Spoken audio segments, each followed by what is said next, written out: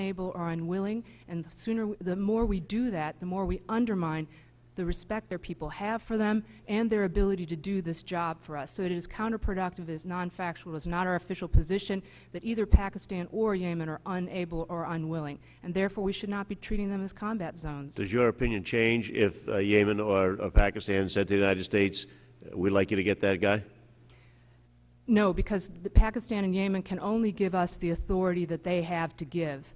And if they are involved in an armed conflict, and Pakistan is now trying to clear the Swat Valley of certain Taliban forces, if they ask us to join with them in carrying out that particular action, and really there is a question under law of armed conflict whether named individuals can be targeted and brought to bear. Dean Coe only mentioned one case of this, which was a World War II case involving Justice Stevens, and he regretted having killed a named person. So this is really a question for warriors in an armed conflict.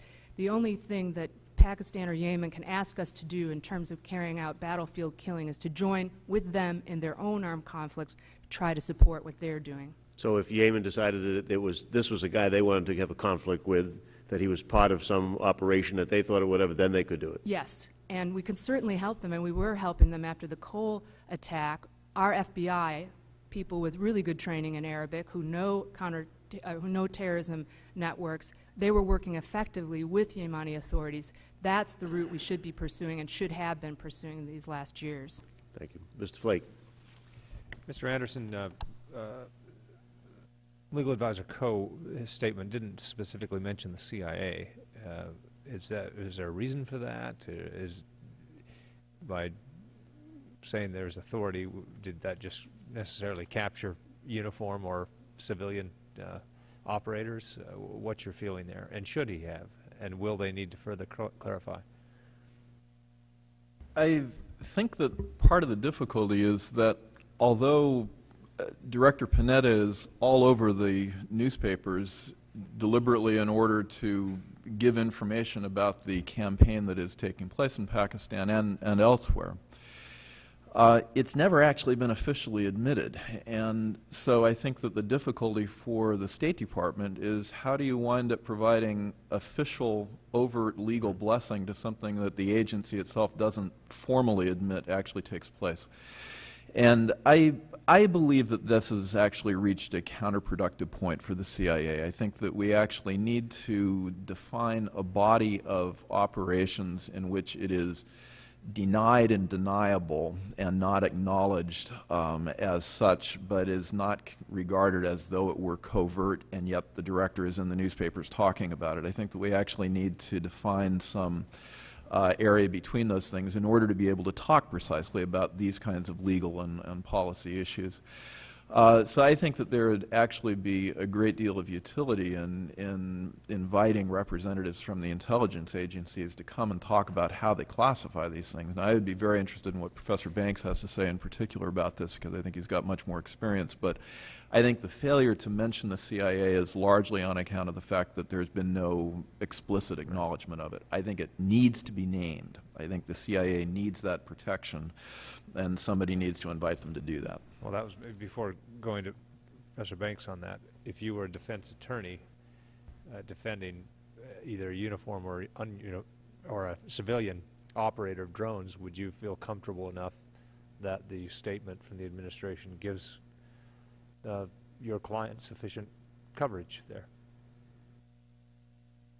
I feel comfortable that it does give sufficient coverage, but I also think that it's kind of missing the point in a certain way. We know what's going on, it's acknowledged, it's out there on the table, and I think that it has to be discussed in order to lay out clearly what the legal rules are. I also think that, I mean, if I were a defense attorney, I would certainly assert that. I think that, speaking as a neutral professor, I think that it needs to be said. I think that the CIA personnel need to know what the views of the political branches are on this and need to have it clearly and explicitly stated. They cannot be left in the limbo, so to speak, of having even a small amount of uncertainty as to whether their actions are regarded as lawful or not. If Professor O'Connell's views about this are right, somebody should say so and make that policy. If the views that I've articulated are right, that needs, but the uncertainty needs to be taken away here. Mr. Banks? I agree with Professor Anderson that greater clarity for the role of the intelligence community in this area would be a positive development. I think, clearly Mr. Coe was speaking on behalf of the State Department, and he was articulating what he said to be his view of the international legality of these operations, but he made reference not only, of course, to international law and the laws of armed conflict, but also to the Constitution of the United States and the President's powers, as well as the authorization for the use of military force. He did not, of course, refer to the intelligence laws that I've spoken about here this morning, and I think that's regrettable. And in part, I believe it's for the reasons that Ken suggested. They don't illuminate the issues or supply the criteria that we might have to begin to evaluate these operations. Some kind of a middle ground that Professor Anderson suggests between deniable and Mr. Panetta in the newspapers, I think might be a helpful development. I think we really do owe our CIA operatives very good and clear legal advice. I think they were let down very badly by the advice with regard to interrogation tactics, and I think they're being let down now if they're being told that the drone operations are lawful. It's one thing to develop a theory within the United States that could somehow justify it and that you've heard from my colleagues today. It's another thing in terms of what foreign countries believe, especially where those CIA agents are operating in Pakistan, Afghanistan, or other countries. And in those countries, I am confident that the position I presented to you is the one that is held there. So our CIA agents who are involved in this activity are in jeopardy. We have 17 CIA agents who are under indictment in Italy for kidnapping, and at any time, if the Pakistani authorities decide that they're no longer friendly to us, the Yemeni authorities, they can arrest and put on trial for murder persons involved in the CIA and these killings. That position should be clarified to our agents. It's one thing that we believe we are right in our theories. It's another thing what the rest of the world thinks, and I believe that our agents are in serious jeopardy. Thank you. Yeah, Congress can certainly clarify it as a matter of domestic law and help the CIA folks out that way. But I think as a matter of international law, to participate in a killing, the best you can hope for is to have the belligerent or combatant's privilege and immunity under the international law of war. But that we can only confer upon our uniformed military personnel. So I don't think there's anything that we can do that as a matter of international law or as a matter of the laws of other countries is going to get the CIA folks out of the risk of some sort of foreign prosecution. I would add to that, I'm sorry to take more time on this, but I would add to that Spain, for example, has been moving to alter its law on universal jurisdiction. And I had conversations with some people in Spain that were connected to that process and said, was that because of U.S. pressure that was brought about concerns about bringing prosecutions exactly of this kind that Italy has brought? And the answer was no. The answer was nobody really thinks that the U.S.'s view is important because it will never wind up backing it up. And what matters is actually that we are concerned that China will be upset with this and that it would wind up cutting us off from contracts. And so I think that there are political avenues by which the United States can make it much, much more costly in order for foreign countries to be able to go after its personnel in that way, and that when the U.S. has formulated a view about what it thinks is the proper view of international law on that, it has political avenues that it is able to pursue, and it should be doing so. But as things stand right now, every single one of you thinks that a CIA person in country X that's not Afghanistan or Pakistan or whatever, manipulating unmanned aerial vehicles and killing people with them is liable under international law for arrest and prosecution. Do we all agree to that? You do not. Okay. You think that they're somehow immune? I think it depends very much on where they're doing it, and that if one's talking about Afghanistan or Pakistan... Well, I excluded those. Sorry. Then it depends, again, on where it is they were doing it in relation to international law. They may be liable under domestic law, and that's one of the reasons that the CIA as a civilian agency that we have concluded as a country, as other states have, that we need to have a civilian capacity for covert action. Whether that's a good idea or a bad idea is another question, but we have decided that we need a capacity for covert action that can involve civilian agents involved in violations of the domestic laws of other countries.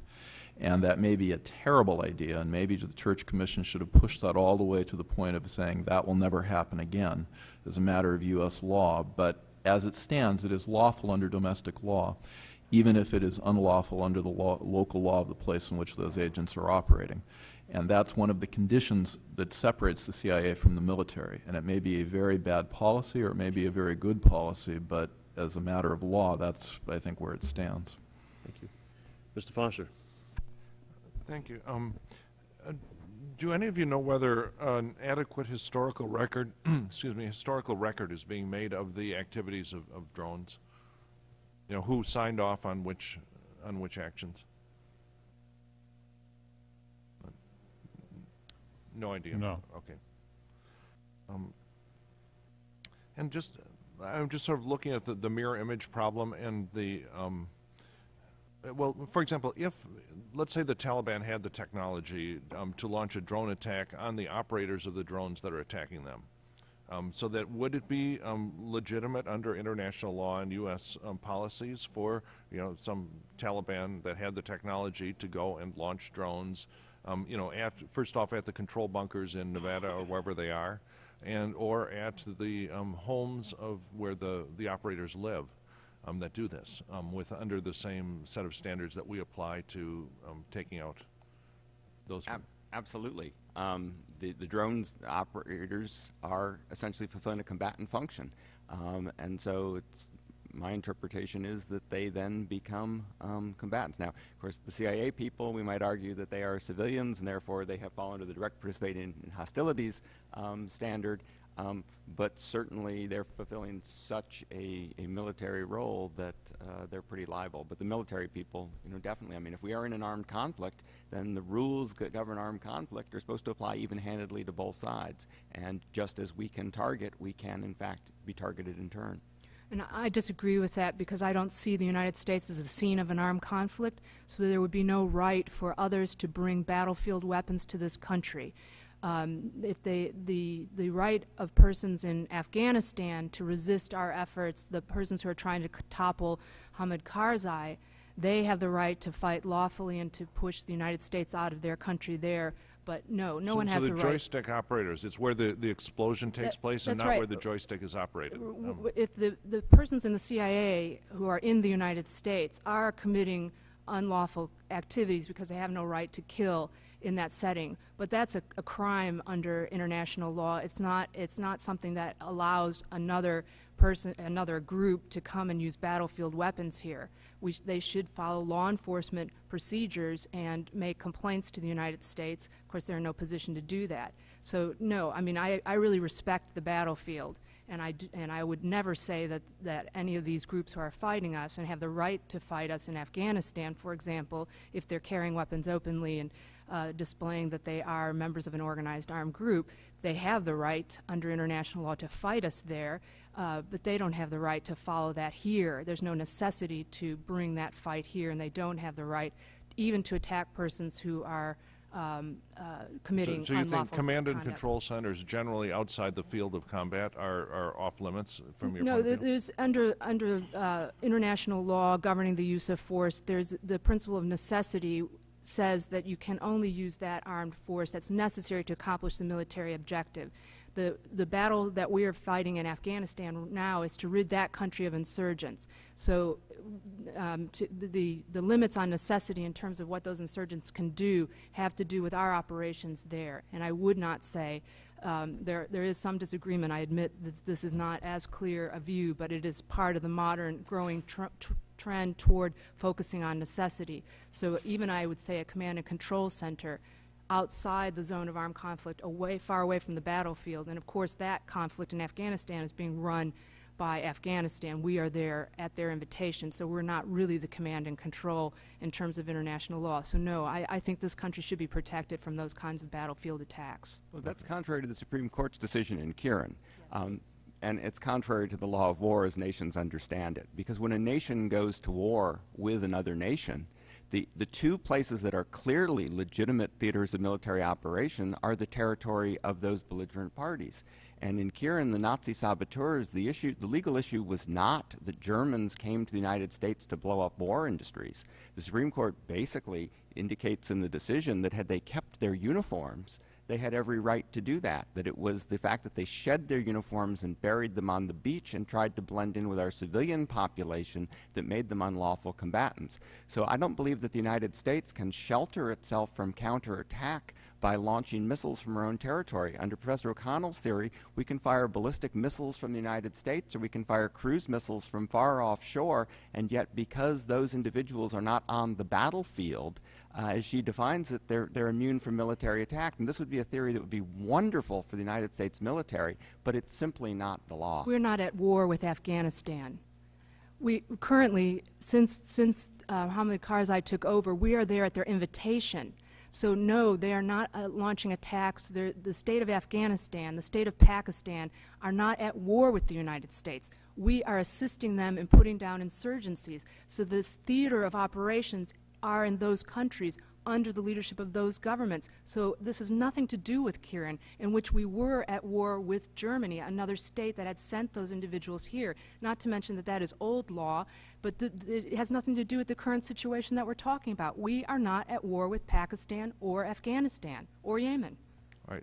So if they had declared war on us, you know, in whatever category, then that would give them the right to go after our drone operators. In the first phases of the after October 7th, 2001, when we went to war with Afghanistan, we took the fight there, if they had been capable of making counterattacks onto this territory, of course they could do that in self-defense or in a war with the United States. The same with Iraq. In March 2003, when we launched an attack on the state of Iraq, yes, Iraq, if they had had the capability, they could have launched a counterattack on us. Our leaders should always remember that when they attack foreign countries, that it can come to the homeland.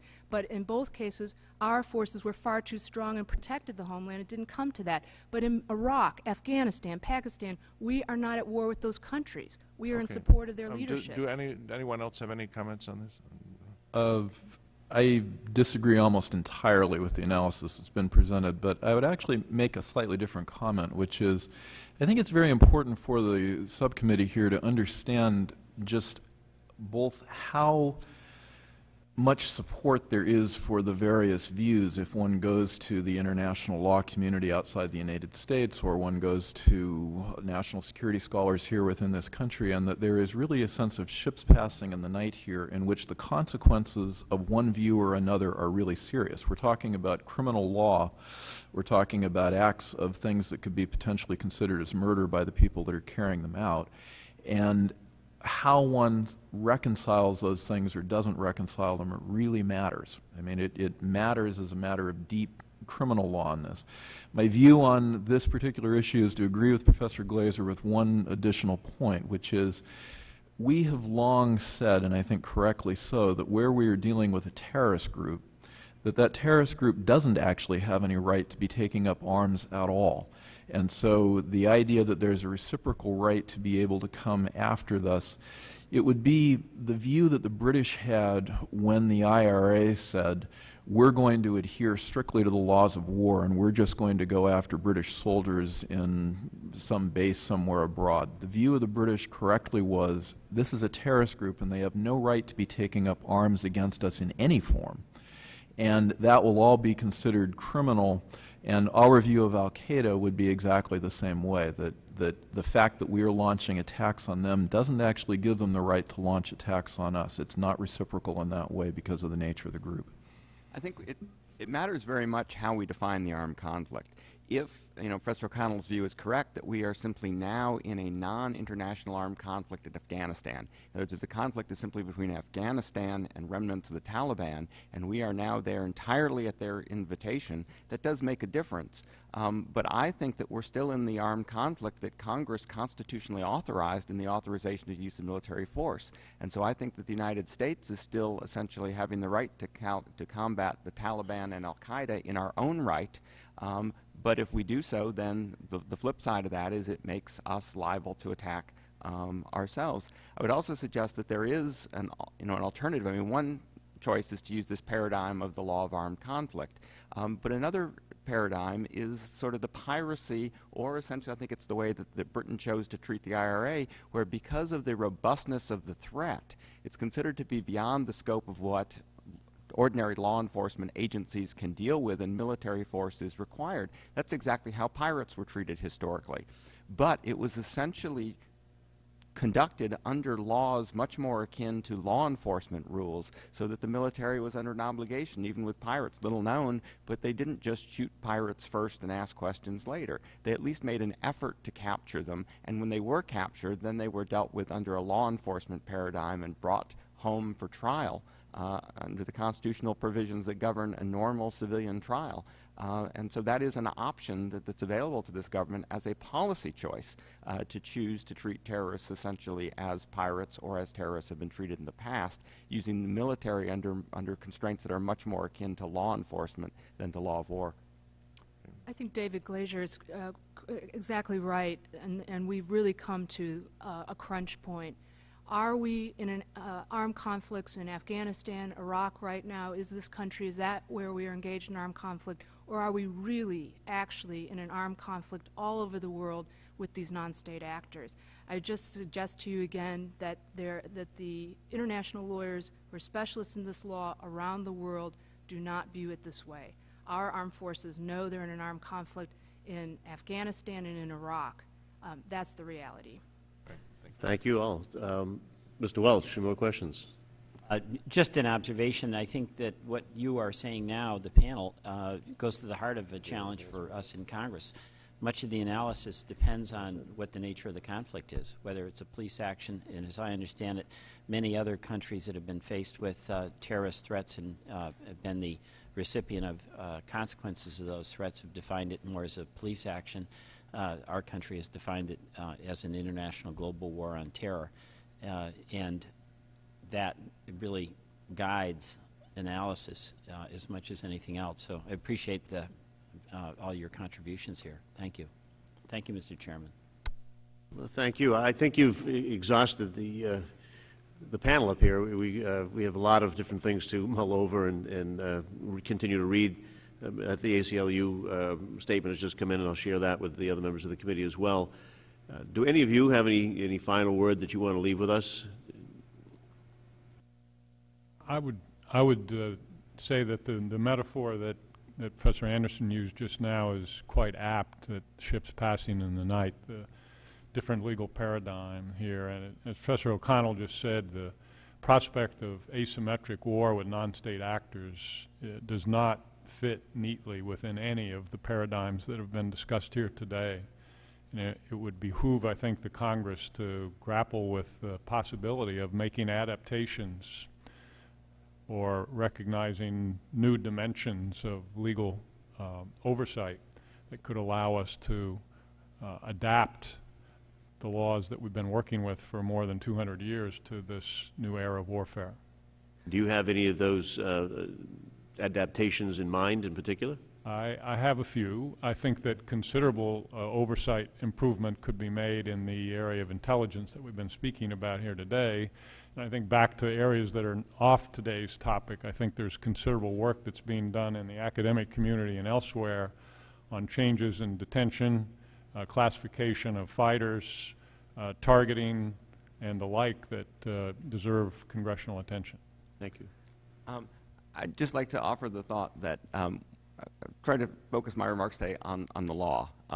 And as has been noted by Professor O'Connell, there are real policy issues at stake as well. My personal belief is that in confronting these threats, that the law of war is not an adequate solution, that there are, for many reasons, including the fact that we need to engage in activities in other friendly countries, even European countries, where there may be terrorist cells, we are dependent to a large measure on using criminal law in its standard form, and we're dependent on international cooperation. So it seems to me that one of the most important reasons to try to ground our conduct across the board in an area of law is to facilitate that international cooperation and to lay the groundwork for the ability to call upon, even to demand upon other nations to cooperate with us in this effort. We have, for example, a whole series of terrorism treaties which basically require international cooperation in the field. Where we choose to exclusively treat this as an armed conflict, though, we give other countries the right, essentially, to step outside the scope of those terrorism treaties and say, look, the United States is at war, you know, we don't have to cooperate with you in an armed conflict.